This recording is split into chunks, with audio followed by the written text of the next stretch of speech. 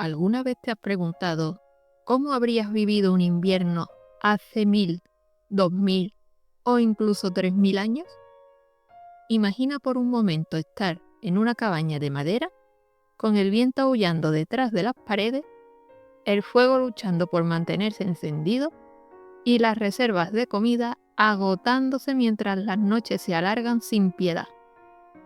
Para nuestros ancestros, el invierno no era solo una estación fría, era una prueba, una frontera, un desafío que ponía en juego no solo el cuerpo, sino también el espíritu, la comunidad y la capacidad de encontrar sentido en la oscuridad. En un mundo sin calefacción, sin electricidad y sin supermercados, cada invierno era una historia de resistencia. Y cada cultura, desde los pueblos nórdicos hasta los celtas, pasando por los eslavos y las primeras comunidades agrícolas del Mediterráneo, desarrolló su propia manera de sobrevivirlo y también de honrarlo. Hoy nos vamos a adentrar en este territorio antiguo. Vamos a descubrir qué significaba realmente transicionar el invierno, cómo las culturas del pasado se preparaban antes de que llegara, cómo resistían su crudeza y, sobre todo, cómo interpretaban espiritualmente ese periodo de escasez, de introspección y de silencio. Hablaremos de almacenes rituales, de celebraciones que marcaban el avance del frío, de símbolos de protección, de dioses y diosas vinculados a la supervivencia. Veremos cómo cada tradición convertía la oscuridad en un mapa para orientarse y la nieve en un recordatorio de que todo ciclo, incluso el más implacable, siempre contiene el germen de un renacer. En este viaje analizaremos costumbres reales, creencias, leyendas y actitudes prácticas que sostenían a pueblos enteros hasta que regresaba la luz. Y antes de comenzar, te invito a que formes parte activa de esta comunidad que está creciendo cada día.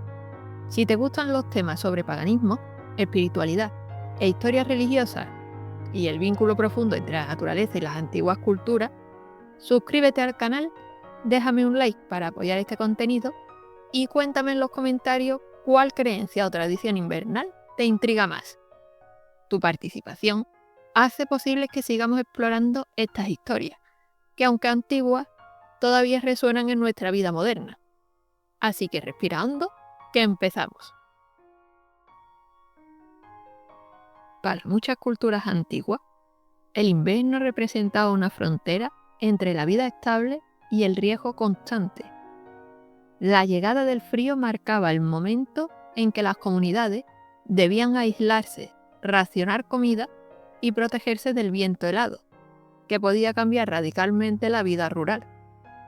Los pueblos agrícolas europeos dependían casi por completo de lo que habían cosechado meses antes, y un mal año podía significar un invierno duro, muy duro. Esta fragilidad convirtió la estación en un recordatorio del equilibrio entre la naturaleza y la supervivencia humana. En Escandinavia, por ejemplo, el término Fimbulvinter, que significa invierno terrible, describía la posibilidad de años de frío extremo. El solo miedo a esa idea reforzaba la necesidad de compartir recursos y mantenerse unidos. A lo largo de Europa y Asia, encontramos rituales que marcaban el inicio de este periodo de introspección forzada.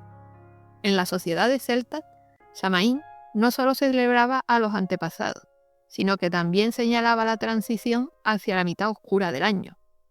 Esta división ayudaba a las comunidades a reorganizar su vida, cerrar actividades, reforzar paredes, revisar reservas y prepararse mentalmente para la prueba. En muchas aldeas, el invierno comenzaba con ceremonias de protección, bendición de hogares y encendido de hogueras que simbolizaban la continuidad de la vida.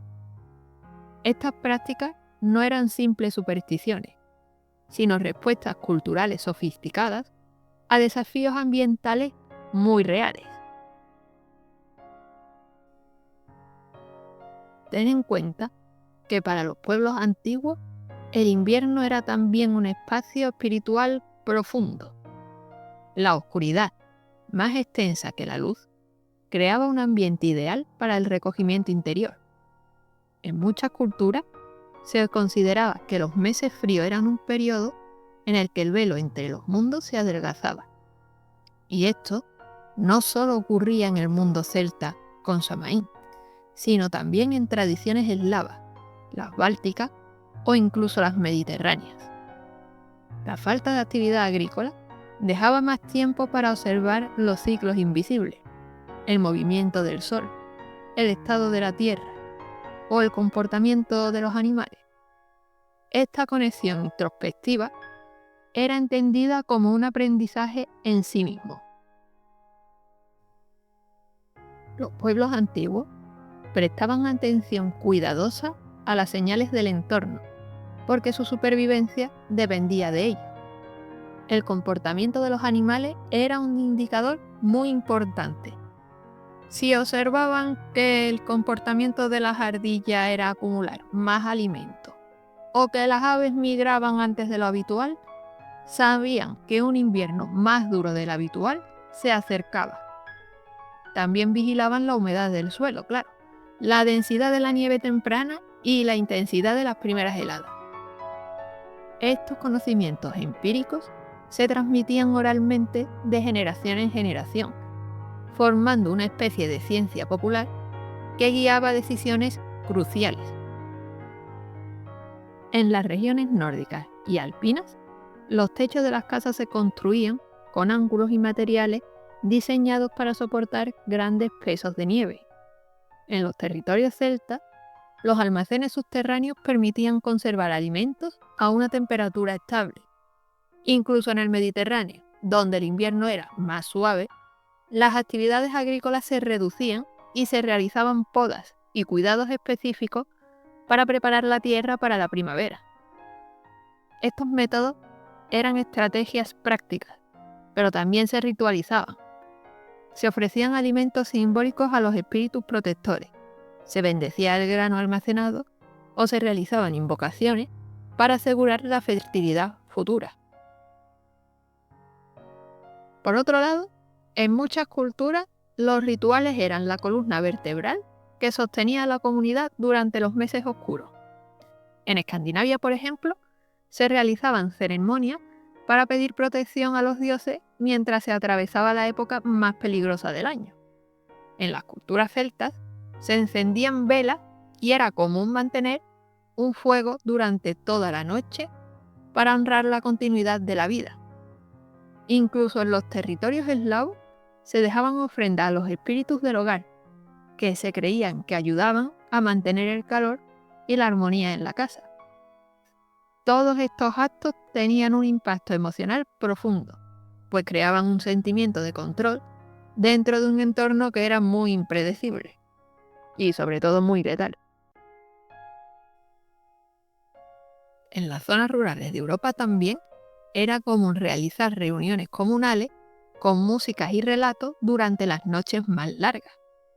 Estas narraciones incluían historias de héroes, criaturas del invierno y conflictos entre fuerzas de luz y de oscuridad. Los cuentos no solo entretenían, sino que transmitían valores de perseverancia y cohesión social.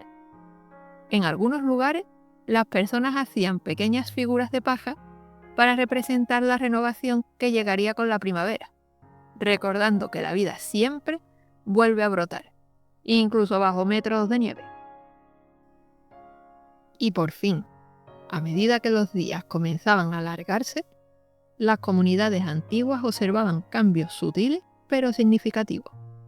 El canto de las aves que regresaba, pequeñas plantas que brotaban bajo la nieve, y el sol que adquiría una fuerza distinta. Para muchas culturas, esta transición se celebraba con festividades que marcaban el retorno de la luz. En los territorios celtas, Imbolc era la primera gran celebración del año, dedicada a la diosa Brigitte, la diosa del fuego, del hogar y de la inspiración. Su energía representaba el renacimiento de la esperanza tras meses de oscuridad.